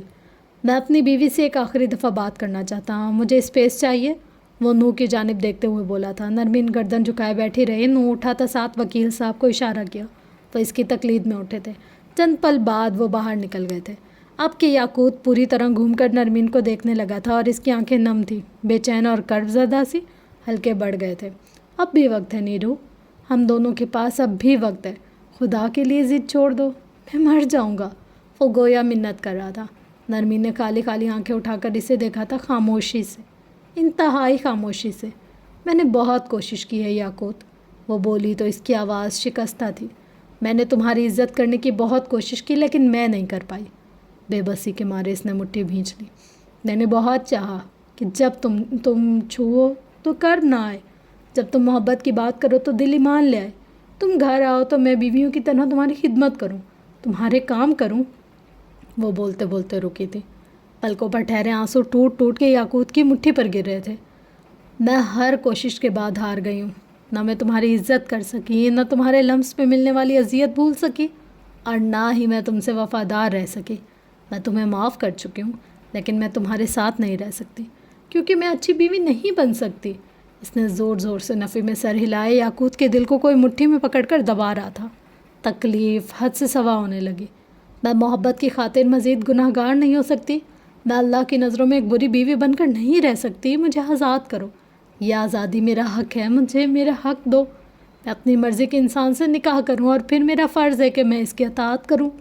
मैं तुम्हारी अताअत नहीं कर सकती याकूत, मैं कभी तुम्हारी इज़्ज़त भी नहीं कर सकती।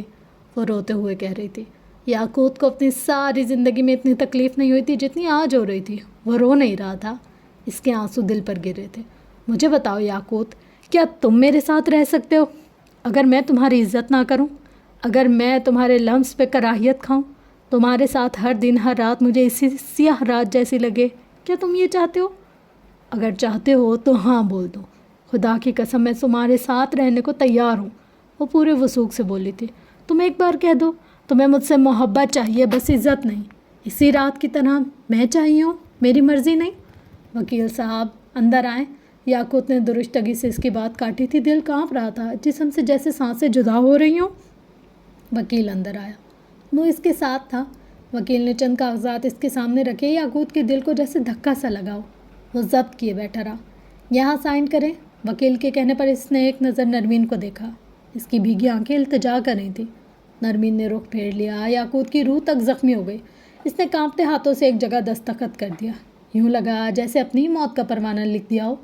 2 और जगह दस्तखत करवाने के बाद वकील ने वही कागजात नरमीन को दिए थे। वो उठ खड़ा हुआ। वकील इसके साथ उठ खड़ा हुआ था। वो दोनों अंदर की जानिब बढ़ गए। कई लम्हात याकूत छल सा बैठा रहा। फिर इसने हल्के से गर्दन मोड़कर नरमीन की आंखों में देखा। फिर आहिस्तगी से अपना हाथ नरमीन के मैदे से ज़रा नीचे वाली जगह पर रखा। वो साकित रह गई थी। इसे लगा कि वो अब कभी सांस नहीं ले सकेगी। वो वाकई एक पल के लिए सांस नहीं ले सकी। याकूत इसी तरह हाथ रखे बैठा रहा। कई पल बीत गए, कई सातें बीती। तलाक तुम्हारी आज़ादी का परवाना है, लेकिन मैं जानता हूँ हमारी तलाक नहीं हुई, ना होगी। वो आहिस्ता आहिस्ता बोल रहा था, बमुश्किल खुद सुन पा रहा हो जैसे। तुम दोनों अपना ख्याल रखना। वो बोलते हुए उठा तो और बग़ैर इसकी तरफ देखे बाहर निकल गया। इसके पीछे नरमीन अब तक साकित थी, शल थी। क्या वो जानता था? और अगर जानता था तब भी इसने ये खाली खुली सा आज़ादी का परवाना ही से क्यों थमाया? क्या वो वाकई ताल्लुक़ में मोहब्बत से इज़्ज़त को तरजीह दे रहा था? क्या वो वाकई सड़े हुए ताल्लुक़ से ज़्यादा नरम सी मोहब्बत को तरजीह दे गया था? या फिर एक बुरे बाप के बदले एक नए आने वाली को अच्छी माँ पे तरजीह दे गया था? अपार्टमेंट के बाहर लोहे के दरवाजे से टेक लगाए याकूत बुरी तरह रो रहा था। इसकी आंखें भल भल बह रही थी। दिल कट रहा था। रूह जैसे अंदर तक किसी ने चीर दिया, खून ही खून रसने लगा हो। मोहब्बत पे इज़्ज़त को तरजीह देना हर एक के बस की बात नहीं हुआ करती। वह इसके ठंडे साकित वजूद को देखते हुए बुरी तरह चौंक उठी थी। इसकी आंखें खौफ से फैल गईं। इसने अपना हाथ मुंह पर रखकर अपनी चीखों का गला घोंट दिया था। इस लम्हे महरमा को अंदाज़ा हो गया था कि वो क्या कर चुकी है, इसने क्या किया है और क्या हो चुका है। वो साकिन थी, बर्फ़ के मुजस्मे की तरह जमी हुई। वो आहिस्तगी से बेड से उतर आई थी और इसके कदम भारी थे, शायद हल्के भी, यूँ जैसे ज़मीन पर पड़ी ना रहे हो। इसी लम्हे कमरे का दरवाज़ा खुला। तुम्हारी जुर्रत कैसे हुई? सफ़ीर के अगले अल्फाज इसके मुंह में ही रह गए। इसने बेड पर नज़र पड़ते ही बेख्तियार दीवार का सहारा लिया। चंद लम्हे फटी फटी नज़रों से फरवा के साकित वजूद को देख रहा था। इसे महरमा की मौजूदगी भूल गई थी। महरमा को इसकी मौजूदगी भूल गई थी। वो दोनों अपनी अपनी जगह साकिन थे। चंद लम्हे बाद सफ़ीर ने अपने कदम बेड की जानिब बढ़ाए थे। खुशफहमी सी थी कि अब भी सब कुछ ठीक हो सकता है। کیا پتا وہ وقت پر پہنچ گیا. وہ قدم بڑھا رہا تھا لیکن اس کے عقب میں کھڑی مہر ساکن تھی. وہ سانس بھی نہیں لے پا رہی تھی. اسے لگا وہ مر چکی ہے. سفیر بیڈ کے قریب کھڑا تھا. فروا کے سفید پڑتے وجود کو دیکھتے ہوئے اس کے دل کو کچھ ہوا تھا. وہ ان چھت سے لگی آنکھوں کو نہیں دیکھ سکا. اس کے جسم کا رواں رواں کانپ رہا تھا. ممی، وہ آلے سے پکار رہا تھا. آنسو ٹوٹ کر اس کی آنکھوں سے گر رہے تھے. دل کو جیسے کسی نے پھندے سے کس کر باندھ دیا. وہ آہستگی سے اس کے قریب بیڈ پر بیٹھ گیا. ممی پلیز کچھ بولیں. ممی میں سفیر آپ کا بیٹا. پلیز ممی کچھ بولیں. I am sorry please don't leave me mummy please. وہ بہت ہلکی آواز میں کہہ رہا تھا اور اس کے آنسو بری طرح اس کے چہرے پر گر رہے تھے. اسی لمحے دروازے پر حسینہ اور حسن نمودار ہوا. مہر ماں فرش پر بیٹھی تھی اور اس کی آنکھیں کسی غیر مرئی نقطے پر جمی ہوئی تھی. وہ اپنے حال میں حاضر نہیں تھی. بڑی امی پلیز ممی کو دیکھے نا. سفیر ان کو چوکھٹ میں کھڑے دیکھ کر بے بسی سے بولا تھا. یہ کچھ بول نہیں رہی. پلیز میری ممی کو دیکھیں. پلیز ان کو اٹھائیں. حسینہ تیز تیز قدموں سے چلتی ہوئی اس کے قریب آئی تھی اور فروا کا ٹھنڈا وجود دیکھ کر ان کا دل رک سا گیا. وہ ہلکا سا جھکی. اس کی کلائی کو ہاتھ میں پکڑا. وہ بے جان تھی. ٹھنڈی یخ. انہوں نے ایک جھٹکے سے اس کلائی کو چھوڑ دیا. پھر آگے بڑھ کر آہستگی سے فروا کی آنکھوں پر ہاتھ پھیر کر انہیں بند کر دیا. وہ بند نہ ہو سکی. شاید دیر ہو چکی تھی. سفیر جو اب تک ایک امید سے انہیں دیکھ رہا تھا اس کے دل پر جیسے کسی نے برچی سے وار کر دیا. وہ اب بلند آواز میں رونے لگا تھا. حسینہ نے اس کو اپنے سینے سے لگایا تھا. وہ بچوں کی طرح بلند آواز سے رو رہا تھا. میری ممی پلیز ان کو اٹھا دیں. پلیز میں بس تھوڑی دیر ان سے بات کر لوں پلیز. وہ حسینہ سے لپٹ کر بلند آواز میں روتے ہوئے کہہ رہا تھا. میں اپنی ممی سے ناراض تھا. میں ان سے کیسے ناراض ہو سکتا ہوں. کوئی پلیز میری ماں کو اٹھا دے. پلیز ممی پلیز مجھے مت چھوڑے. ممی پلیز اٹھ جائے. چوکھٹ میں شل کھڑے حسن کی آنکھیں بھر آئی تھیں. اس نے بھی ایک اپنا کھویا تھا. یہ دکھ وہ جانتا تھا. اگر آپ نے کسی اپنے کی لاش دیکھی ہے تو آپ کو ہر لاش وہی لاش نظر آئے گی. ہر دفعہ درد ایک بار پھر تازہ ہو جائے گا. یہ بات آج حسن کو معلوم ہوئی تھی. سفیر اب بھی ہچکیوں کے ساتھ رو رہا تھا. اسے بس اپنی ماں کے ساتھ 1 منٹ چاہیے تھا. مہر ماں اپنے گرد بازوں کا حلقہ بنائے ہوئے تھی. آنکھیں ساکت تھی. جسم سن تھا. اسے کوئی آواز نہیں سنائی دے رہی تھی. سب خاموش تھا. بے آواز سا. اسی لمحے حسن کمرے سے باہر نکل گیا. اس کے ہاتھ میں اس کا موبائل تھا. وہ پولیس کو کال کر رہا تھا. ایک باپ کا قتل رائے گا گیا تھا. اب ایک ماں کے قتل کو رائے گا جانے وہ نہیں دے سکتا تھا. وہ کال کر کے اندر آیا تھا اور سفیر اب بھی رو رہا تھا. حسینہ اس کو دلاسا دے رہی تھی. ہر ایک کو اپنے انجام تک جانا تھا. یہ تو طے تھا نا. اوئے ہوئے ہوئے فرینڈز، کتنی دردناک، مطلب اس چیز کو کیا ہی ہم ایکسپلین کریں الفاظوں میں یا باتوں میں. یہ مہر وہ بچی تھی جس کے لیے فروا نے اپنی پوری زندگی گناہ میں گزاری. سب سے پہلے جو حقدار تھا اس سے اس کا حق چھینا. پھر اپنے شوہر کے ساتھ فراڈیاں کیں. اپنی فیملی کو اتنا ڈسٹرب کیا. اپنی زندگی برباد کی. اس کی چال اس کی چال. اس کے ساتھ برا اس کے ساتھ برا. اپنے بیٹے سے اس کا رشتہ کروانے کے لیے کیا کچھ ایسا تھا جو فروا نے مہر کے لیے نہیں کیا. لیکن ایٹ دا اینڈ کہتے ہیں نا یار، ہم اگر وفا بھی کریں نا تو نسل دیکھ کر کریں. خیر نسل تو وہ فروا کی ہی تھی، مگر نا کچھ لوگ ایسے ہوتے ہیں کہ جن کو ہم لوگ اپنا خون بھی پلا دینا تو وہ پھر بھی ہمارے نہیں ہوتے. تو مہر ماں کی ٹاپک پہ ہمیں یہ بات سمجھ آئی کہ یار اگر ہم کسی کو اپنے خون کا ایک ایک قطرہ بھی دے دینا، پھر بھی جب وہ جاتے ہیں نا اور جانے سے پہلے ہمیں توڑ کر مروڑ کر مار کر جاتے ہیں. اینڈ تو سب کا ہونا ہوتا ہے فرینڈس. نو ورڈز. مطلب واقعی میں یہاں ایک بات جو رائٹر نے لکھی ہے نا کہ جب کسی کا اپنا کوئی مرتا ہے تو اس کو ہر چیز میں اپنا وہ نظر آتا ہے. کسی کا غم دیکھے اسے اپنا غم نظر آتا ہے. تو ہم نے بھی کھویا ہے اپنے اپنوں کو. تو اب جب بھی کسی فلم میں، کسی ڈرامے میں، کسی ناول میں اس ٹائپ کے کوئی سین آتا ہے نا تو ایسا لگتا ہے کہ یار کسی نے دل بند کر دیا ہو. اپنا ٹائم، اپنی اذیت، اپنا سب کچھ یاد آ جاتا ہے. اور اگر جیسے کوئی اس طرح کا سین ہو نا اور میں وہ پڑھ رہی ہوں یا میری نظروں کے سامنے سے گزرے، آٹومیٹکلی میرے نا الفاظ ختم ہو جاتے ہیں. اس سے آگے کچھ بولا نہیں جاتا. ماں بری ہے، ماں اچھی ہے، باپ برا ہے، باپ اچھا ہے، کم کماتا ہے، نہیں کماتا، ہمارا باپ ہے یار، ہماری ماں ہے. ان رشتوں کا کوئی نعمل بدل ہو ہی نہیں سکتا. کوئی عورت کتنی ہی اچھی ہو جائے ہماری ماں نہیں بن سکتی، ہمیں پیدا کرنے والی نہیں بن سکتی. کوئی مرد اس زمین پہ فرشتہ بن کر آ جائے وہ ہمارا باپ نہیں بن سکتا، وہ ہمارے اپنوں کی جگہ نہیں لے سکتا. کچھ رشتے ایسے ہوتے نا جن پہ انسان کنٹرول نہیں کر سکتا. لے دے کر سفیر کے پاس اس کی ایک امی کا ہی رشتہ تھا نا، آج اس نے اس کو بھی کھول دیا. باپ تو اس کا آلریڈی اس کے ساتھ اتنا زیادہ نہیں تھا. دیکھو بری تربیت کی اچھی تربیت کی وہ ایک الگ بات تھی، لیکن جب اس کو ضرورت تھی اس کو پتہ تو تھا میں اپنی ماں کے پاس چلا جاؤں گا، مجھے کوئی کچھ کہے گا میں اپنی ماں سے شیئر کروں گا. مشورہ بعد میں اس کو پتہ چلا کہ برا دیتی تھی، پر اس کو ایک وقتی طور پر سہارا تو تھا نا. یار یہ جو رشتے ہوتے ہیں نا یہ بہت بہت دل کو ایسے جکڑ لینے والے رشتے ہوتے ہیں. اللہ تعالیٰ سب کے پیرنٹس کو اپنے حفظ و امان میں رکھے، ان سب کے صدقے میں ہمارے بھی پیرنٹس کو اپنے حفظ و امان میں رکھے. میرے فادر کے لیے بخشش اور مغفرت کی دعا کیا کریں. بس اب اس سے آگے میں کیا ہی ریویو دوں، مجھ سے بولا ہی نہیں جا رہا کچھ. بہت ساری باتیں ہیں اس ایپیسوڈ سے ریلیٹڈ جو کہ میں آپ لوگوں سے کرنا چاہتی تھی، جیسے کہ عمر حیات کا سچ جب کھلا تو تھوڑے اور ایکسپلینیشن میں کھلتا، دادا کا ریئیکشن، ماموں کا ریئیکشن، مامی کا ریئیکشن، خود حالے کا ریئیکشن، یہ سارے ریئیکشن مسنگ ہے. کچھ چیزیں ایسی ہیں جو میں ازیوم کر رہی تھی کہ یار جب حالے کو پتہ چلے گا اس کا کیا ریئیکشن ہوگا، جب سب گھر والوں کو عمر کی سچائی پتہ چلے گی تو ان کا کیا ریئیکشن ہوگا. پر یہاں پر دیکھ کر نا مجھے لگ رہا ہے یہ کیا یار، انہوں نے اتنی جلدی سب چیزوں کو وائنڈ اپ کر دیا اور بتایا نہیں ہے ڈیٹیلز کے ساتھ کچھ بھی. خیر ہر رائٹر کے لکھنے کا اپنا طریقہ ہے، ہو سکتا ہے ان کو یہ والا پیٹرن اچھا لگتا ہو. بہرحال یہ تھی ہماری آج کی ایپیسوڈ. ملتے ہیں انشاءاللہ نیکسٹ ایپیسوڈ میں. تب تک کے لیے اپنا گرد و نواح عیال کا بہت زیادہ خیال رکھیے گا اور مجھے اپنی دعا میں یاد رکھیے گا. Love you all. اللہ حافظ.